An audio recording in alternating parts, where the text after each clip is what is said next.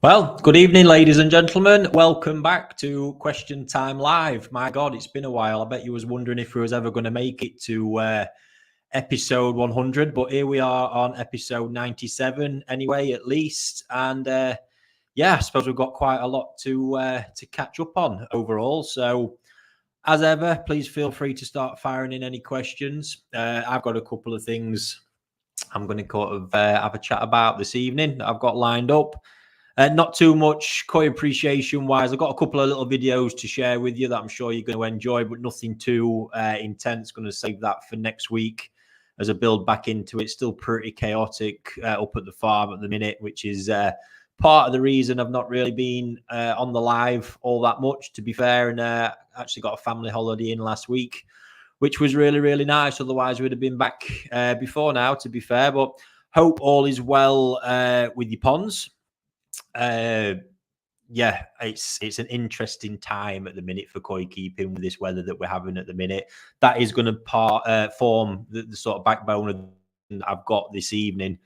It'd be nice to know how you guys are actually getting on out there with your pond, especially those who are unheated, because this is really where the problems are sort of tying in as far as I can see at the minute. But it's not a lot of fun. It really isn't. And I'm getting more and more concerned, certainly for kind of UK koi keepers and anybody with a similar climate to ours.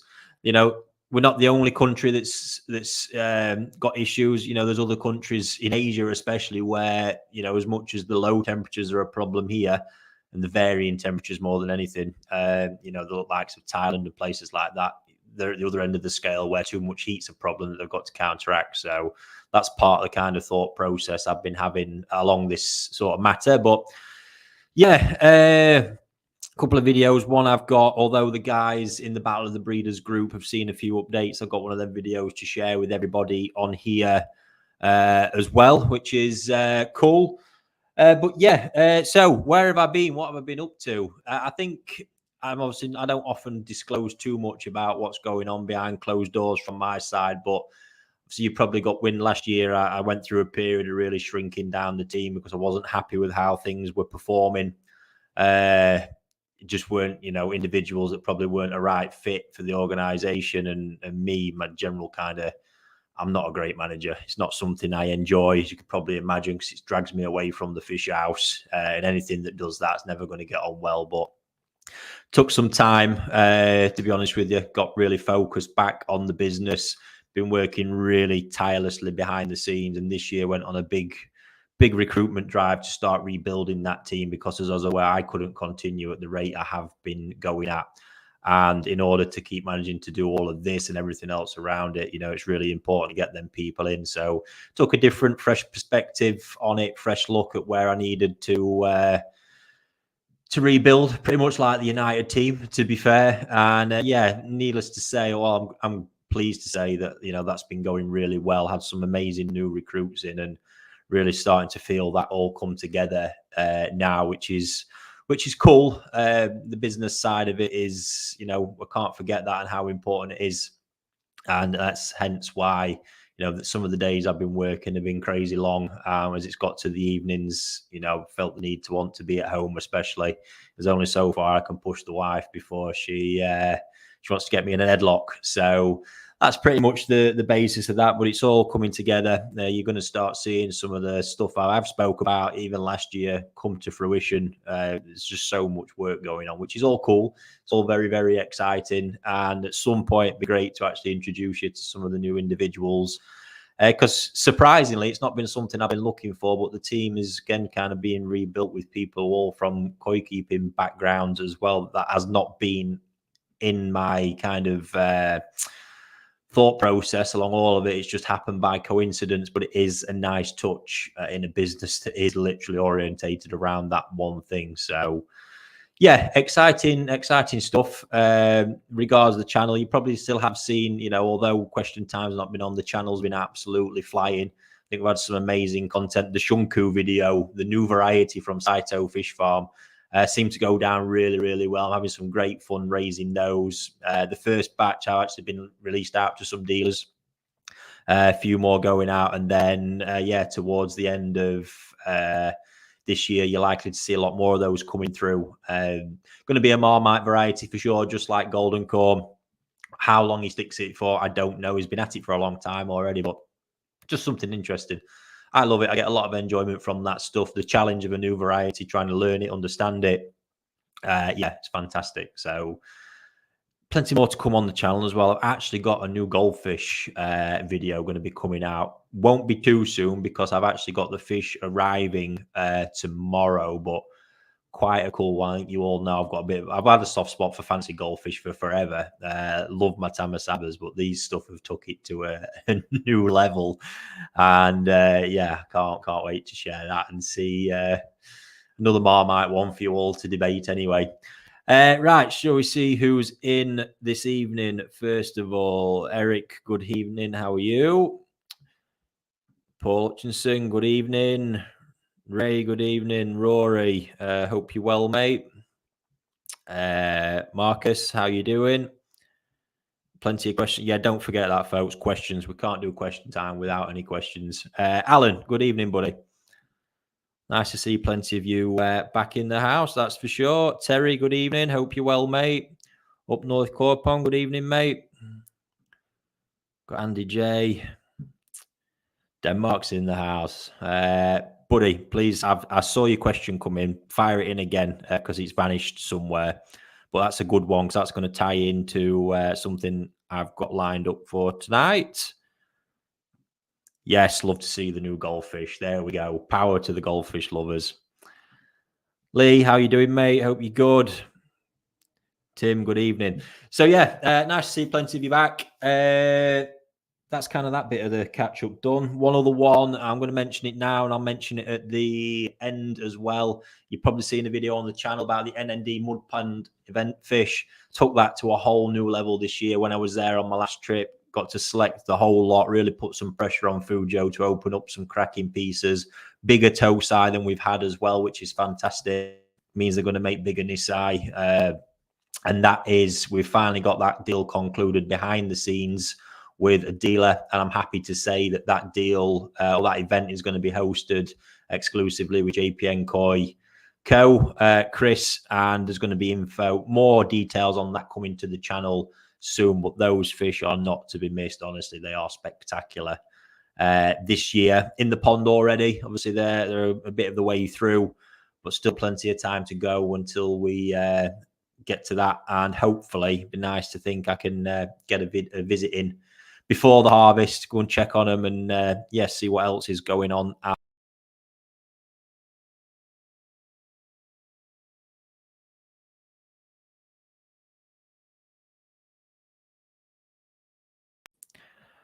Sorry, folks, not a clue what happened then. Wow, sorry about that. So anyway, just again for everyone who's tuned in, fire in any questions and also let me know if you've got unheated pond, how you're finding things at the minute. I've seen from a lot of groups and stuff that I'm in that, parasite problems are rife again. Seeing some people truly absolutely worn down with repetitive treatment. Now, funnily enough, and I kind of hate to say it, I've had ponds this year where I've actually had the less problems I've ever had before. One big change there, and for all you who follow me, you might know what I'm talking about, the heating system.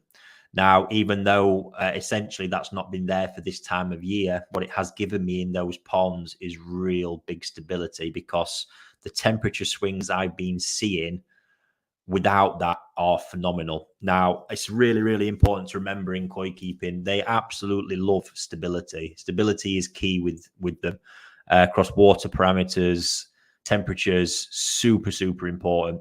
And also get into temperature ranges where you're going to get their immune system chipping in and doing a lot more as well. Filtration, filter bacteria is performing better the warmer it gets. And instability with the temperature is also going to affect that. I think that's forgotten along the way with all this stuff. And I think we're really getting to a point where, and this is going to probably sort of shape the content on the channel over the coming months, some stuff we've been looking at, because I think it's a real case of taking a deep look at how, where we're potentially spending money on systems, where you're potentially spending budget, in regards to running costs and everything else, in the whole pond environment, and all this coming back to looking at that real thing that is a stickler for a lot of people is heating. And this isn't just a case of having it there for cooking it up, because that's obviously when costs begin to soar. But like I've just said at the beginning, what I've benefited from is having stability from all of these swings. Because honestly, it's so bad. Even this week, I've seen us go from a hot sunny day, which is going to elevate temperatures a few degrees, to like yesterday, absolutely pissing it down, horrendous, where it drops right off.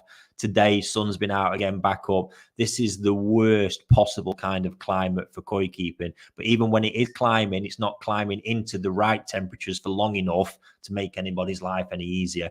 Everything that I see in the climate at the minute is favoring problems. It's favoring bacteria. It's favoring parasitic problems. It's favoring stress. And it's really, really, I can see how people can easily get to their wits' end with what's going on. And there's just nothing you can do about it. It's really, really sad.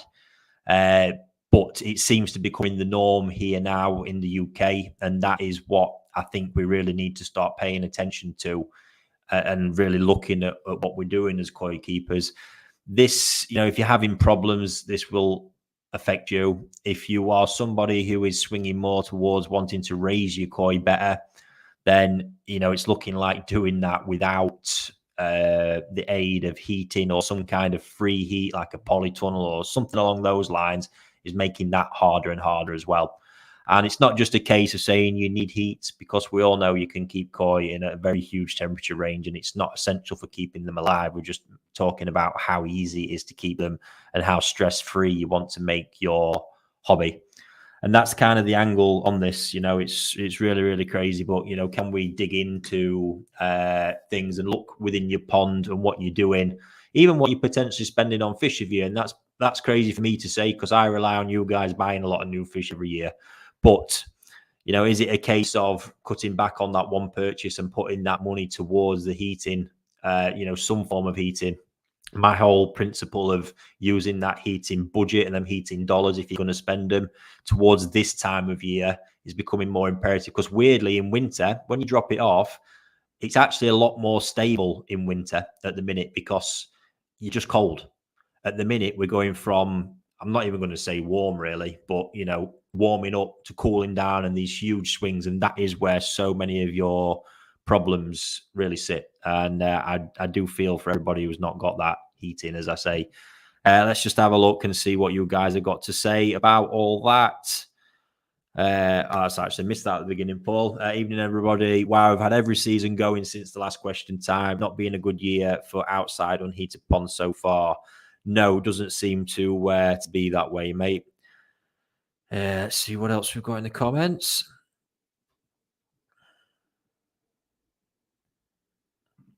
Even everyone, big thing I've noticed in my unheated pond is koi switching off the food with these damn weather changes. Exactly. So this is a big one. Like I say, in fish, in koi raising, if I didn't have the stability of temperature and control I've got, I couldn't do half of what I do with the rearing.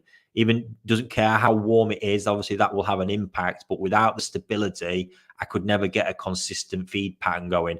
I can't get the filters established either, because, like I say, they're going to be swinging up and down as much as the fish are. The whole thing is it's creating a perfect shitstorm. And like I say, you are going to be dropping into temperatures where all of a sudden you have them sunny days, it raises a few degrees, they'll be mad for it. But even in the ranges we're at, you can quite easily overdo it on them warm days and send the whole pond into a bit of a spin, because the filter won't catch up as quick as the koi will. And it's just, like I say, sort of problems. Don't want to be negative on it all, but I think in reality, we've got to be looking at this becoming a reality, certainly in the UK. But like I have mentioned, in other countries, a reality is, and I'm sure us Brits would absolutely love to have it this way, is that it's just simply too hot to keep koi safely even. We haven't got that problem, The koi are going to stay alive here. We're just talking about the problems and dealing with them.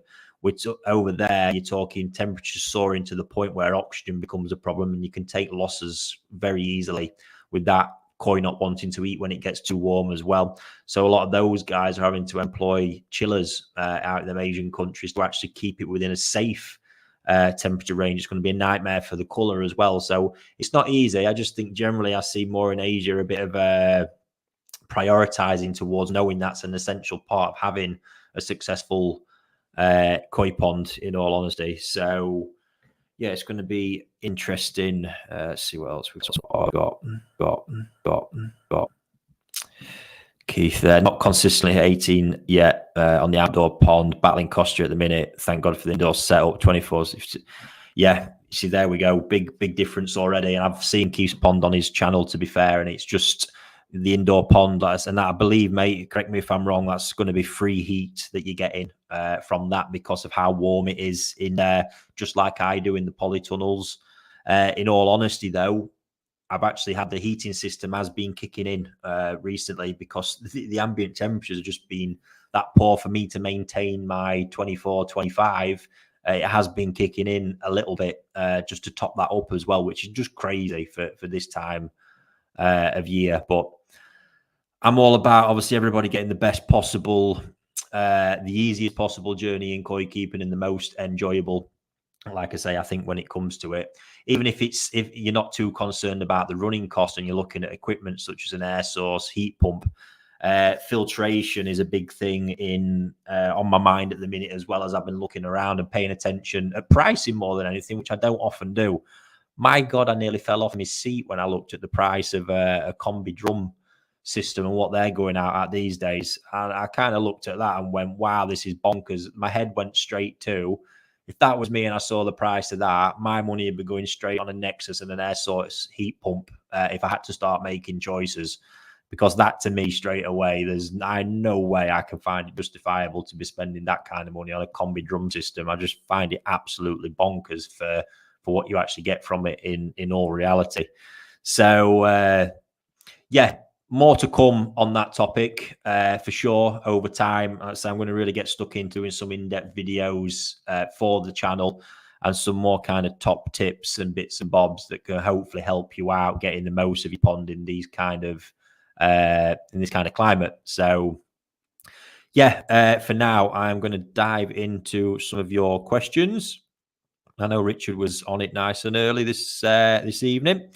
Feeding colour food to shear up Sori, Tancho, Platinum Ogun, etc., etc. Is this a good idea? I had a Tancho that developed secondary Benny down the sides. Could this have been caused by cheap colour food? Yeah, absolutely. I mean, there's different ingredients go into colour foods. The one that we want primarily is pure cultured spirulina, and it's stuff just as with fish meal. Spirulina comes in grades and qualities. Now, the best quality spirulina you will tend to find will also tint shiroji slightly if you're feeding it in big quantities. I find it takes generally in my mix getting to about 50% and then above to actually really start tinting the skin. Grow food will also cause a slight discoloration in the shiroji as well, often, if you're feeding it in large quantities. But yeah, a lot of you can get colour enhancers that come from like shrimp, krill meal, stuff like that. My past experience of them are absolutely horrendous. They're the ones you want to really avoid at all costs. But with spirulina, yeah, I mean, naturally, if there is colour there, it's going to push it up. But the secondary problems I found really came from, like I said, them shrimp and kind of krill meal based diets. They were absolutely terrible. But yeah, generally your problem you're going to have, guys, you've got mixed ponds, and it's in a mixed pond environment. What do you do? Because there's a lot going on. Now, if take a general mixed pond, I would, if it was me, I would be putting some colour food in there because it's important if you really want to get that colour popping and naturally developing it properly. But I would probably go with like 25% to 75% of the other diet. And just that bit in there shouldn't really cause any problems. I've fed sake colour food to a pond mix that had a lot of Shirotsu in it at one point, and it caused me no issues whatsoever. Like I say, if it's a variety, i.e. some Shirotsu that are really prone to secondary, then yes, you could stimulate it. If you do trash the shiroji a bit, you can pull that back. It's not a problem. If it's being caused by, because sometimes you can see this, if you start feeding shrimp, for example, all of a sudden you might see secondary come up. When you remove it, there's a chance it'll fade off and go away if that is truly the cause of it. But I think that small amount, it's imperative to absolutely get it in there just to bring the whole collection on properly. It's not going to be too adverse. When you start, say, coming up towards the 50%, again, you're not going to see super impacts unless it's something really prone to the negative sides of it.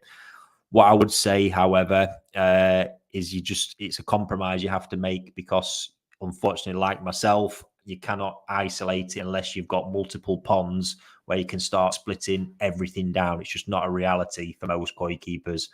It's the absolute ideal scenario, but it's not a reality. So, and that's what we have to work with, and I look towards when I'm giving advice on that. So yeah, small amount, get it in there for sure. Let's see what else we've got.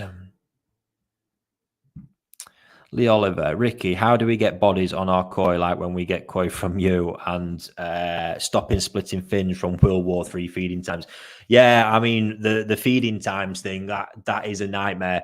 One thing I would say is, if you've got automatic feeders, look at the positioning of your feeder. Now, the ones that used to, or still do actually, sit on the side of the wall, dropping down one of your pond walls. I moved away from using those a long time ago because they were causing me absolute havoc with the feeding times.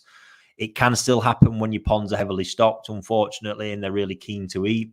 One thing you can actually do to prevent it, and I'm trying to do this with my Chagoi swamp at the minute. Now, this pond I've got is absolutely bonkers. There's about 150 mixed fish in there, but primarily Chagoi, and they're around, well, they'll probably be 30 to 40 cm now getting on. Crazy stuff. And I've actually moved the feeder to the other end of the pond today, where it disperses over a wider area, because how it was hitting the air and pushing it to one wall, I had all the fish coming charging against this wall, and you start seeing all the damage that it does, and it drives me absolutely bonkers. So feeder positioning can be a big thing if that's what you're using. If you're feeding manually, it's just about dispersing it. Obviously, the minute you send them pile into the wall, they will often follow each other, and you get that kind of behavior that will cause damage, unfortunately.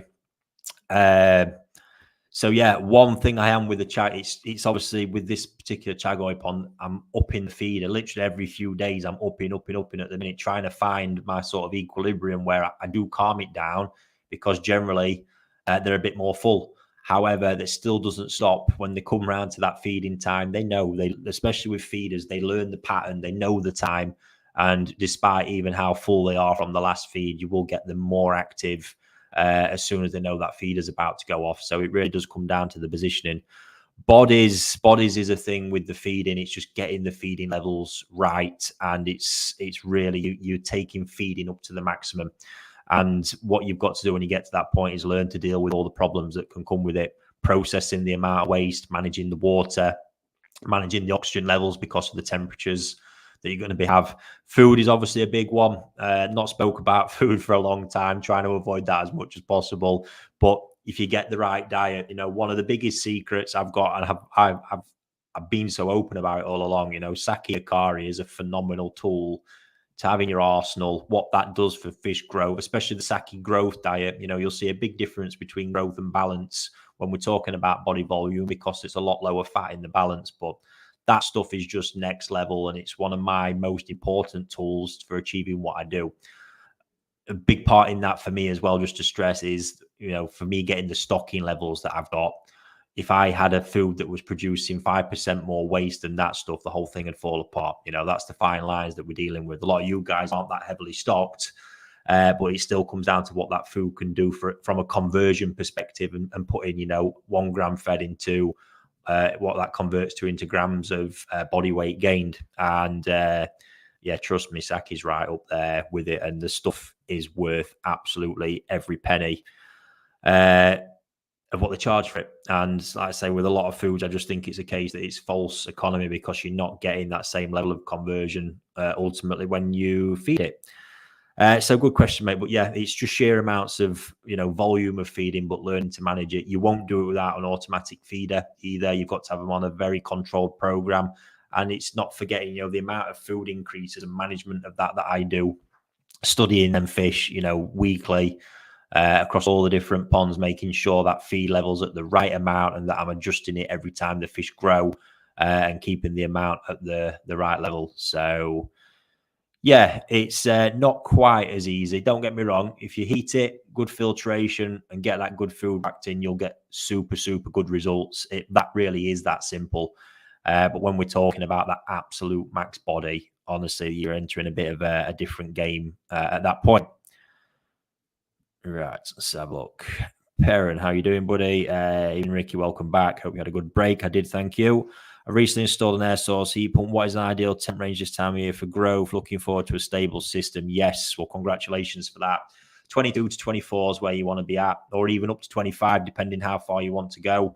Now, just remember, you will see a huge difference in how the fish behave from 22 to, say, 25 as the example.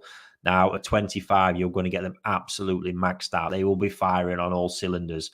But you will notice if you don't get the feeding right at 25, you'll get some pretty lean fish developing because they'll be burning it off faster than you're putting it in.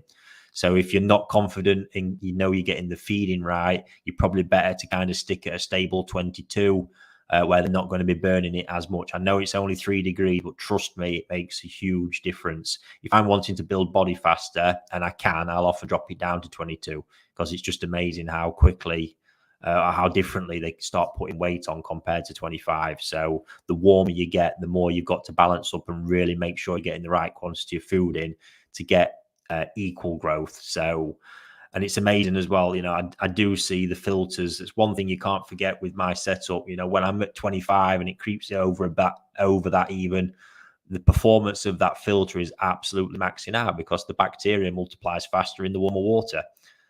So just everything is working at its max. And like I say, oxygen becomes my biggest issue to manage. And if I could increase that above where it's at, I'd get even better results. But yeah, like I say, buddy, 22 I think is your safe bet. If you're confident with your feeding, then feel free to up it to 25 and just watch them grow in front of you. But either or, you're going to enjoy yourself. Terry, how you doing, mate? 2 little 300-watt heaters. Pond is keeping good. Filters are running lovely. Fish are feeding like man. The Sakai show is growing. Happy days, mate. Like the sound of that?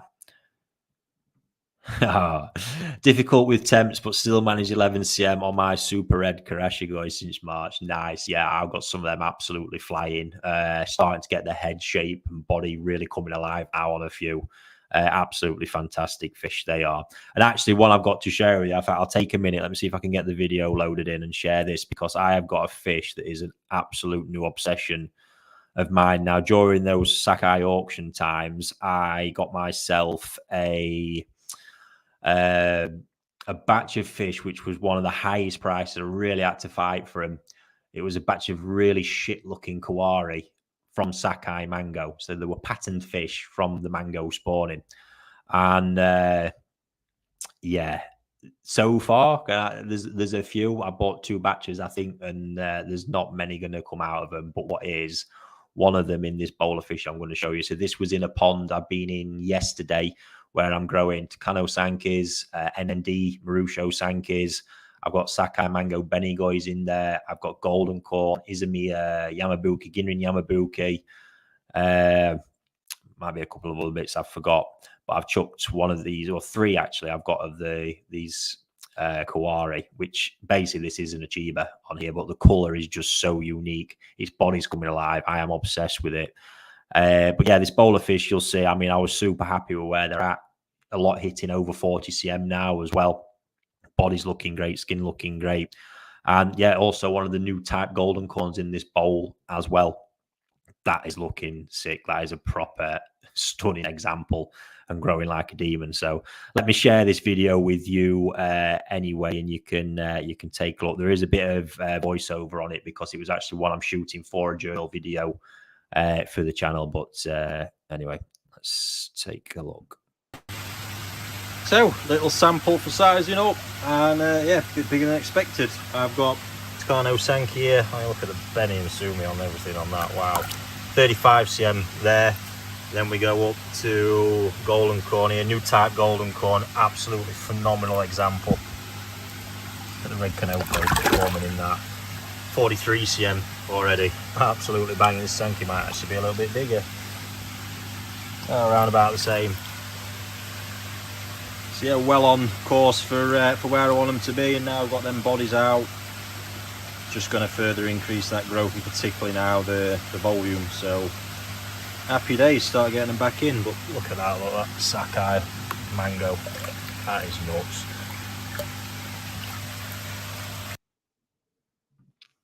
So what do you think to that right at the end there? It is the most unique coloration. The pattern's great on it. The body's filling out a dream. That scalation, everything is just insane. So easy to picture that fish hitting 55 cm and how it's going to look. Really, really exciting. Like I say, that golden corn in there. I mean, the Sankey were pretty spectacular, but yeah, exciting stuff. That one, that was the Sakai question that got me onto that. But the Benigoys are in that pond as well. But look out for that video coming up. I think we're well behind with them journals, but the last one from my Japan trip's dropping, and then there's a huge gap where I've had my head down, working hard, and weren't really filming a lot. And then, yeah, getting right back on it now, starting to share some of the progress of everything going on. Right, let me see where we was at with your questions, guys. Just give me a moment.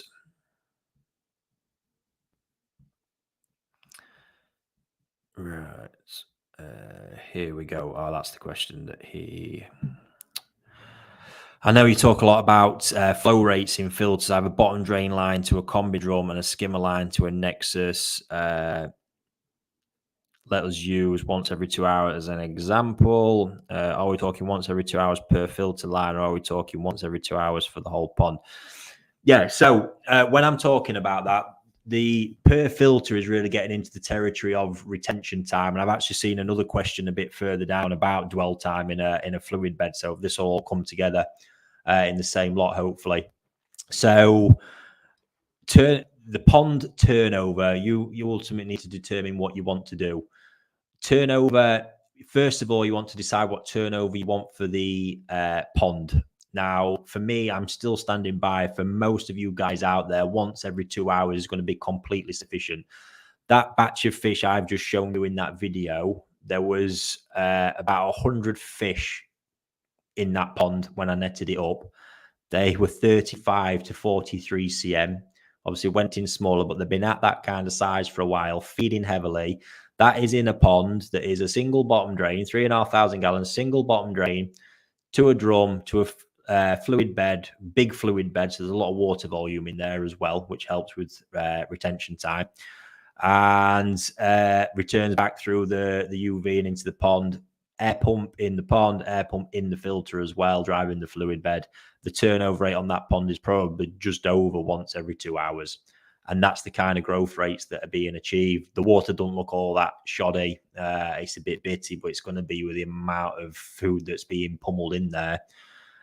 So my question really is, and anybody who tells you it needs to be over that, I'd like them to justify why, when I've proven full well there's absolutely no need to. Now, yes, would I benefit from increasing that? Yes, absolutely. But that is in my case of the extreme level. If there's anybody out there who is keeping 100 fish of that size in 3,500 gallons, please let me know. But I doubt very much that there is. So when you work that back, what is your justification? You know, turnover for me needs to increase.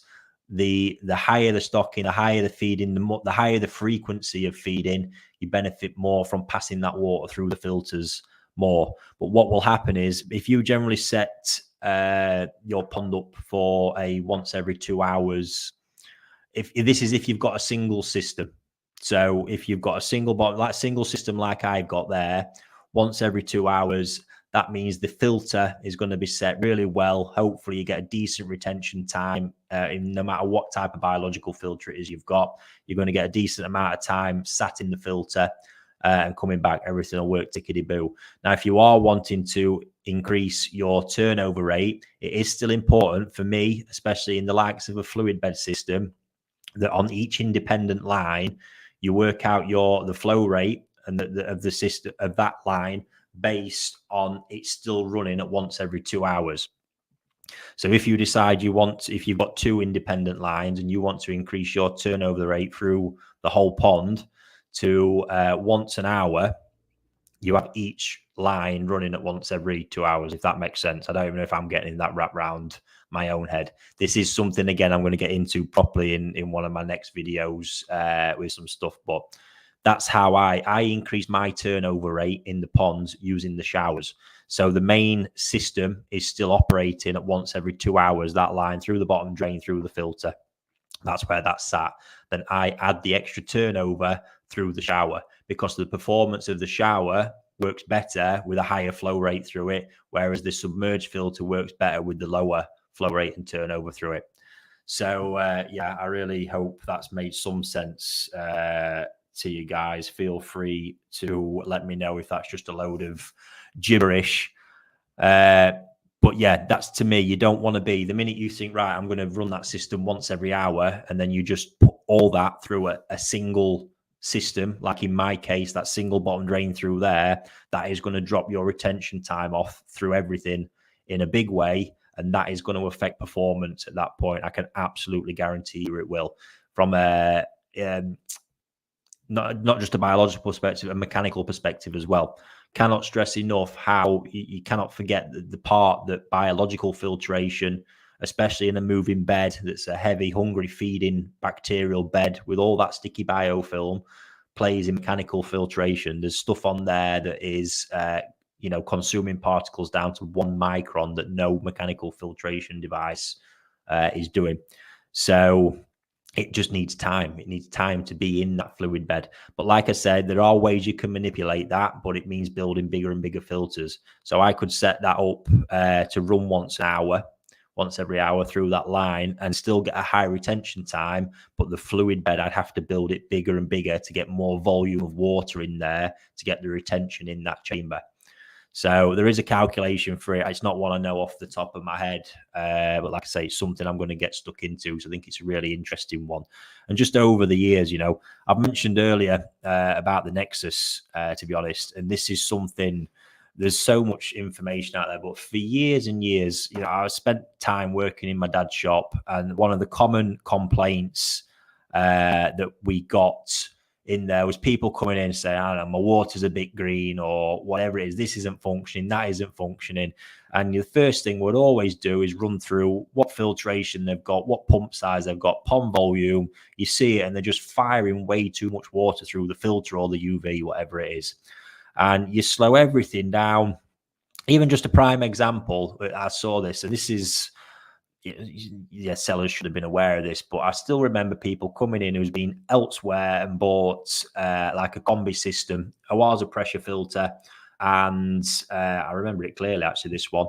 This guy was actually, I never forget us getting the brunt of him being unhappy with his filter and didn't even buy it from us. But by the by, these come as a kit, and the pump was perfectly matched to the pond volume that the filter was capable of doing, i.e. the filter's a 20,000 litre, so they put a 10,000 litre pump with it. That's all good until that system gets installed on a pond that's 10,000 litres. Then all of a sudden your turnover is closer to once an hour instead of once every 2 hours. And that was just simply where the problem was, just firing too much water through everything. Got it slowed down, problem solved. And that was just a simple mistake, because, yeah, the pump was perfectly matched to the system. But if it was for a filter that was actually the same size as the pond it was being put onto, but it wasn't. So it was over filtering, but also putting way too much water through, and it just didn't work. So, yeah, it's a real common issue. And, yeah, coming back to that, I've seen it with the Nexus all over the years. All of a sudden high turn rates become put, and that was a system, because it's a small footprint, a small volume of water. I've seen a few, they work phenomenally well when they've got a slower flow running through them. They really do. And that's the way I run them, the units that I've got, and they work superbly. That's actually something as well. It's just, again, I'm going to get onto it in a different time. But for me, we look at, and I see some of the complaints about Nexus. And as I've been researching and looking into the pricing, one combi system I looked at was like $3,500 for a shitty little bio chamber and a drum. And I'm looking at that thinking, this is bonkers. To be honest, I don't even know what price a Nexus runs at these days. So I had a look at that as well. And I found for the same price as that one combi drum system, I could buy 2 big Nexuses, the 300 models, and have money left over to contribute towards water pumps or air pumps or whatever. And I sat scratching my head thinking, why the fuck would anybody go down the route of having that drum when they're so easy to look after? There's no problems in regards to them failing on you or anything like that. And a lot of the issues that people's had in the past with fines, I mean, fines another one. When I see fines being spoken about, I just pull my hair out, because I think the definition of fines has just shifted considerably since pond windows have come onto the scene. Because often when you look down, you see a lot less than when you look straight through one of those windows. And yeah, I mean, fines and particles that are nearly the size of a small fingernail are not fines. Fines are what clump together and cause clouding and hazing in the water, and you don't often see too much of that. And I look at that whole thing, and yeah, the Nexus Easy is a phenomenal mechanical filter in what it does. Honestly, I see how quickly. Just as an example, one of the lads in the fish house the other day left the recirculation pump on. Left the filter cleaning with the recirculation pump on, so it pulled all the shit straight through into the pond. Just how quickly it cleared that back up was just remarkable. I will say though, one of the biggest issues I think with it's just actually too efficient. Because when you think about it, this is where the Tempest and all these designs have come from. It's come from the very basis of the biological side of K1 performing so strongly as a mechanical media. And I think this is a problem with the Easy, is that in a lot of cases, it's actually too small. That's exactly where I'm at with that. I think it's too small and it's too efficient for how big it is. Obviously, which causes it to block up very quickly. But yeah, I find it crazy that the amount of maintenance of going and turning a air valve on, dumping some water, has become too much, to the point where you need to make choices of spending $3,500 on a stupid electronic system that often fails. Yeah. There we go. That's my thoughts on that one. But again, that's going to come in this whole kind of series. I'm going to be looking at on maximizing your efficiency and what you get out of it, because there's no way you can tell me that in that case, at that level of money, if that's what you were spending, that it's a better choice to have that one combi drum system than, say, put two Nexuses on, two independent lines, all the rest of it. I'm never going to agree with that. I mean, that's a combined space there for like 600 litres of media. You've got two systems rather than the one, just different gravy. And in the drum system, if it was a big one, I guarantee there's probably two bottom drains being put into one system versus two independent drains going into two independent filters. Just never going to match up in a performance wise. So yes, there we go. Enough on that one. Like I say, you're going to be hearing a lot of that from me probably in the coming weeks and months. So we'll see where we get. Let's get back to some questions, if I can find where I was at.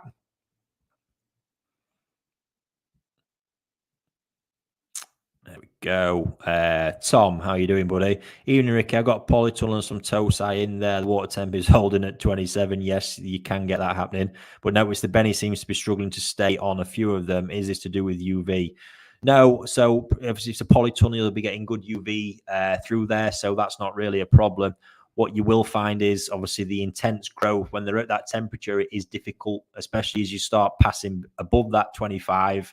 If they're growing quickly, if the color quality isn't good enough, you will struggle. But this is at the temperature realms where I'll be feeding a lot of color food to support, a lot of energy gets zapped from the fish. So they're never going to look their absolute best. If the color quality is not there and they grow quickly, obviously everything stretches really quickly, the Benny just falls apart. It's what happens. If it's just getting softer in color, it's likely you need to increase the amount of color food, because like I say, the energy is getting put into everything else other than looking good. And that's what the color food will help to support at that time, mate. So give that one a shot. Alan, when the front ray of the dorsal fin snaps, will it regenerate? It will heal. It won't necessarily. So if it snaps, but the bone's there, you'll get that to come back together. You could even potentially glue it. If it snaps and the top bit goes away, it won't regenerate, but the skin will form, and often it doesn't actually look too unsightly. It is quite a common issue. So yeah, if you're lucky and it's not too far down, it won't look too bad. Chris, Ricky, can you speak about selecting platinum Ogans? Thank you. Yeah, absolutely. If I was a Parachina breeder, it'd be right up there with Yamabuki's being one of the shittest jobs in the world to have ever. I cannot imagine. When it comes to grading these fish, honestly, I find it mind-numbing because it's such small details that we're looking for, and it's all based around shine, really, which is probably one of the things that's hardest to focus on and most overlooked. So common complaints, Parachinas don't naturally have the best body lines, so it's really important to pay attention, particularly the belly line on those is where you want to be looking, that you've not got too much of that kind of dip in there, because that's going to be a problem. But yeah, it's shine, cleanliness on the head, the fins, and the shine on the body, and consistency of that shine as well. You know, no flat spots on the head. That's everything that you're looking for with those, really. Like I say, the quality of the white as well is important. They will get tinted like with any other variety, i.e. if you're in a pond that's in a lot of colour food, that will go off, so you can't judge it purely on that. But the main focus is shine and body line for me. You get them two right, you've got half a chance. Interestingly, this year, and they're looking superb actually, I've had Parachina from Okawa, which I believe have actually originated from Nagoshi. Those do quite a bit of those guys do quite a lot of collaboration, and my God, just instantly that I've been super impressed with the shine, but the body setup on them, I think they're going to be really powerful bodied Parachina, which is not an easy thing to find. So I'm excited to get a bit more size on them and see where they get to. Richard, I'm touching wood when I say this. I splashed the cash this year and bought an air source heat pump, and so far it's been great. I'm spending the cash on heating rather than fluke treatments.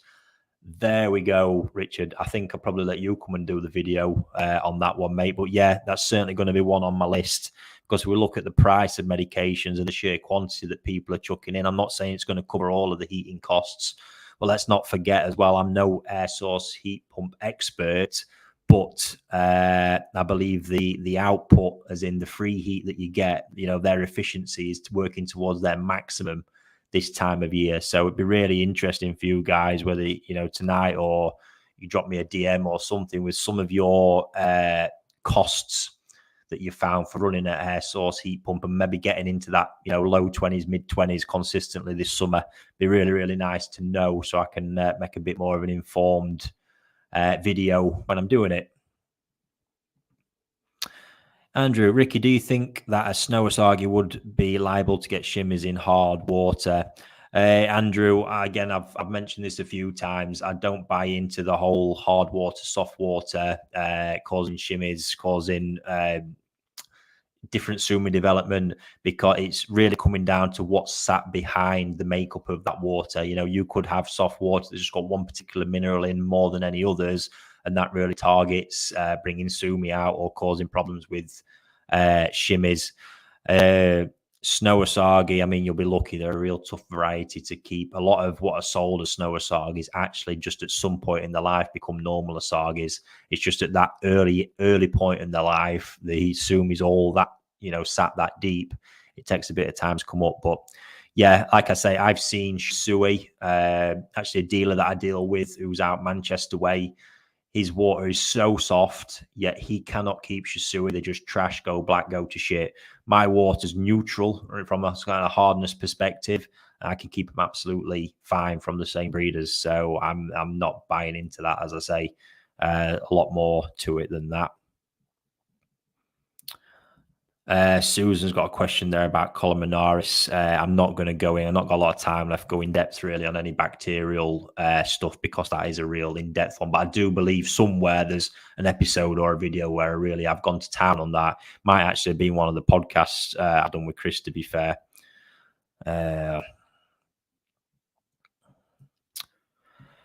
Chica Gaming. Hi, Ricky. Bought some 3 Kobayashi Shiro, been a year, and one is almost gone, all white, no sumi at Nisai, and 2 others still have sumi going strong. Do you think sumi is going to come back next year?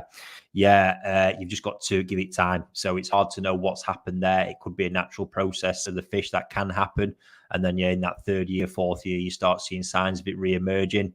It might take a long time to actually ever come back to its best, if it will ever come back to its best. Sumi, it can often actually be a stress reaction with sumi that can cause it to go into hiding.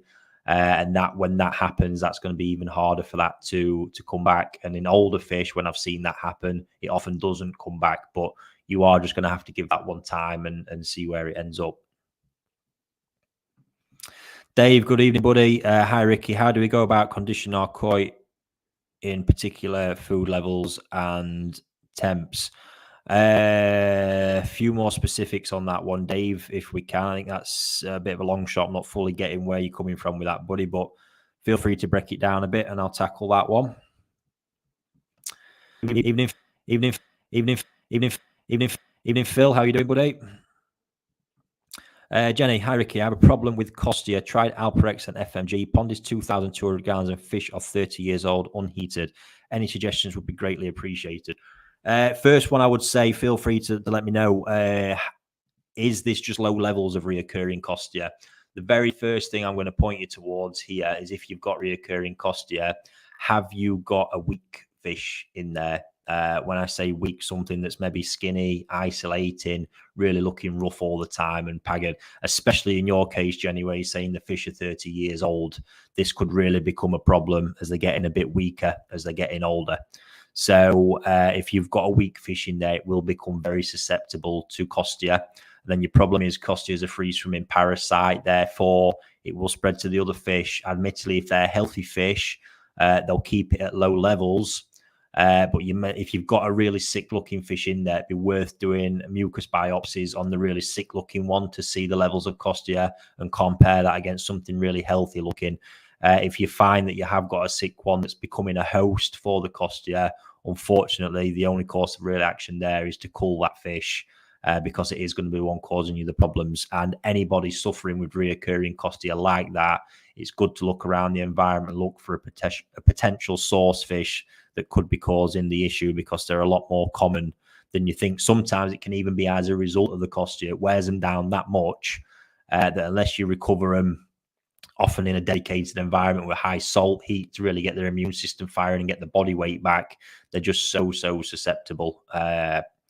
Yeah, it's not pleasant. But I once went to a case, I think I've spoke about it before, where over the phone I'm speaking to this guy and he's saying, I know the system, the pond, everything was just immaculate. Big pond, really low stocking level. And it's not making sense. You treat it with malachite and formalin, getting rid of it. Then within a week or two, you've got these really low levels back. Absolutely nothing made sense from just what he was telling me. So in the end, I said, look, I need to come and have a look. As soon as I got there, saw this one big Sankey just withered away and hanging in the corner. Got the backstory. The fish had jumped out the year prior. It's never fully recovered from it. So straight away did exactly what I've just advised there. Scraped that one, scraped the others. The sick one was absolutely covered in it. The others, it were just small amounts. And from the minute that big fish was culled, the pond just went from strength to strength and it stopped the problem.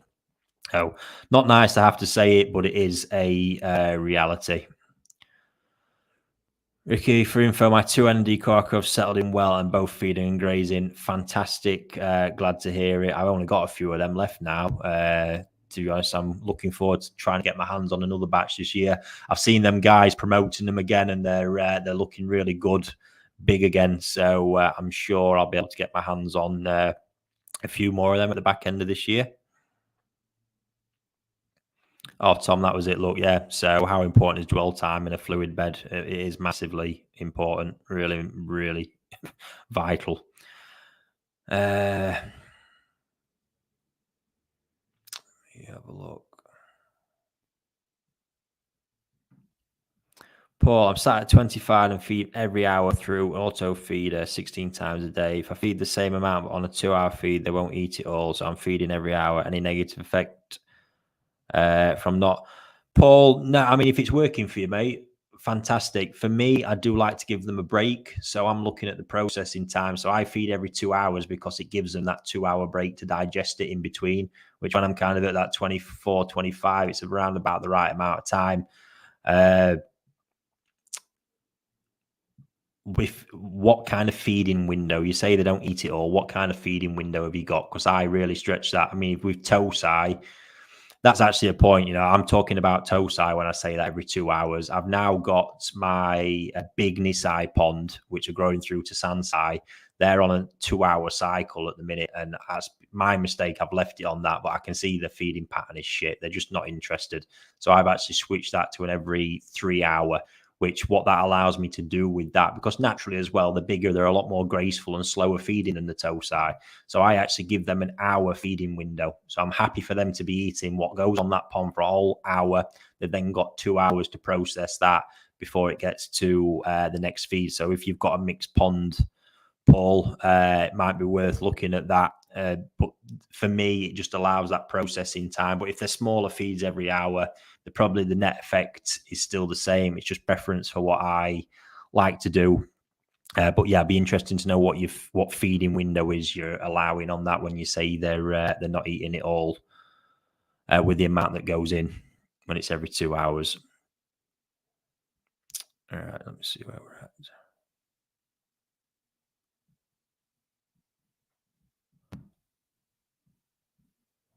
Ricky, the first pond when you walk in next to your...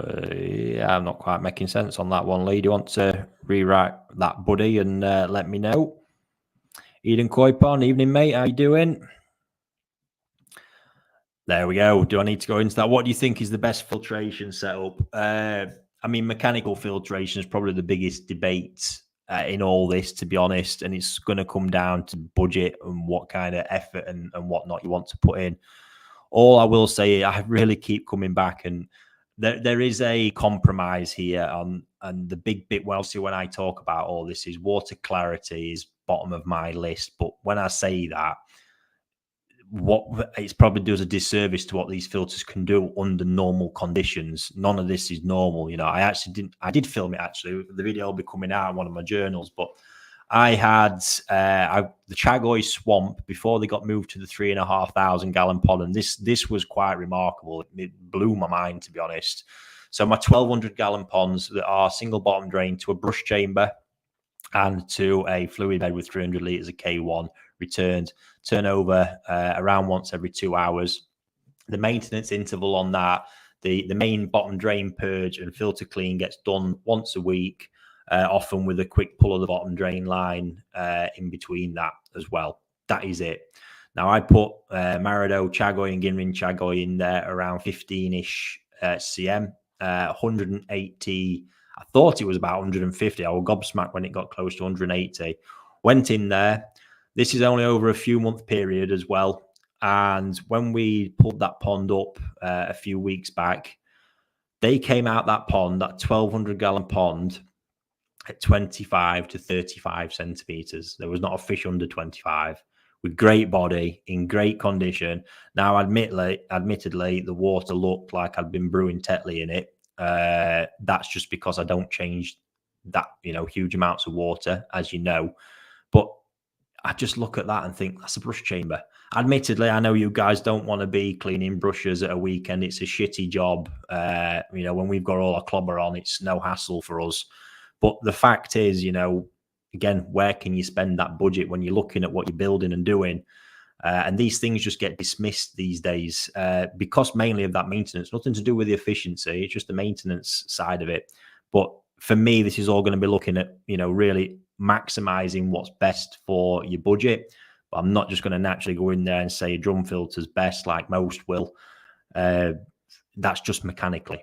Actually, how combi systems are set up with these drums, I think, is an absolute load of shite, because they're encouraging these high flow rates and strapping these tiny fluid beds to it. They've got no water in them, so you've got next to no retention time.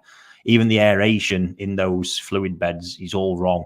Fluid beds do not need these huge plumes of air coming up from a middle base bottom drain in them. All fluid beds need to work properly is the slow, steady bubbling from a diffuser like that's in the Nexus, which is just LPD tube drilled with the right size and creating the right size of quite big, strong bubbles to drive it all.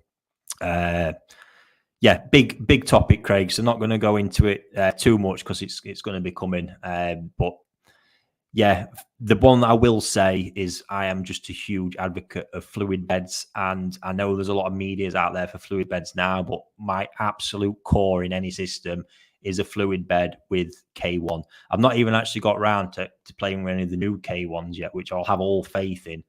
But for me, it's just from right back from seeing the first Nexus Run pond years ago, not just at my play, but having seen other ponds with how fish behaved in that environment. I just knew it was different. Everything, the fish behavior, the shine, the whole lot was just different. And back then you could see obvious things, these systems weren't trapping huge amounts of debris in the biochamber. Like, we were progressing from bay filters at this point. So having a nice fluidized aerated bed where even the bacteria on the media, when it's dead, is being knocked off, enabling it to regrow and keeping it fresh. The whole thing just made so much sense. But for me, it's always what I've seen, and that's what feeds back into my brain. And I saw those fish and how they behaved, how keen they were to feed, and then proved it when I had the systems myself. I was like, wow, this is phenomenal. And that's why it's just become a core principle for me. I think fluid beds are amazing. Probably been the best advancement in koi pond filtration we've had, in all honesty. So for me, that's just an absolute given in any pond. Ideally, I want that there. Thank you very much. I'm glad it weren't too much gibberish. Right, just bear with me a minute, guys.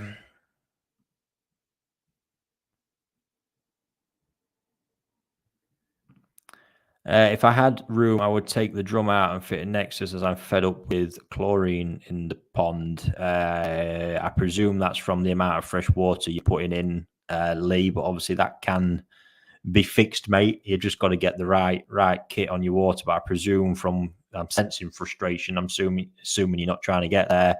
If you are struggling and you've not reached out to Andy Finch so far, he'd be the man I'd go to for that, for sure. So reach out to him and see if he can't help you get it sorted. Oh, Rob, there's some nice info, mate. I'll be sure to note that down. My air source heat pump costs around €3 a day. Wow. Impressive. 23, 24 degrees. Yeah.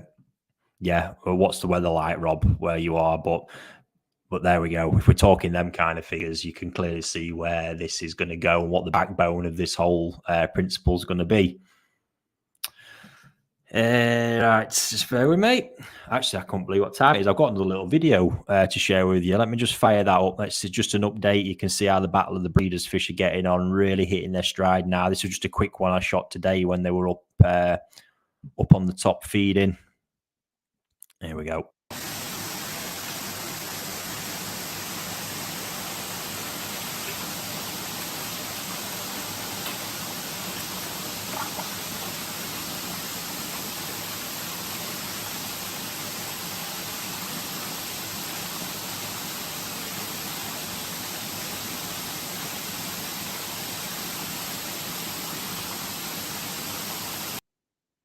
Not the best video, but they really, really are coming on well now. There's a nice one tuned in from Vancouver. Hello, Ricky. Thank you for all you do, buddy. You are the one source of truth for me as a new koi keeper. Very glad to hear it, because you are exactly the reason I got into this, is to helping guys such as yourself. So glad to hear it's helping you out. Evening, Ricky. How's my DK Shiro doing? Yeah, so the Battle of the Bees, the DK side of it, absolutely, mate. Doing my best to make them as small as possible, as you know. There we go. I've probably missed a few bits there, guys. Didn't realize what time it was. But yeah, I will be back next week. Thank you for everybody who's tuned in.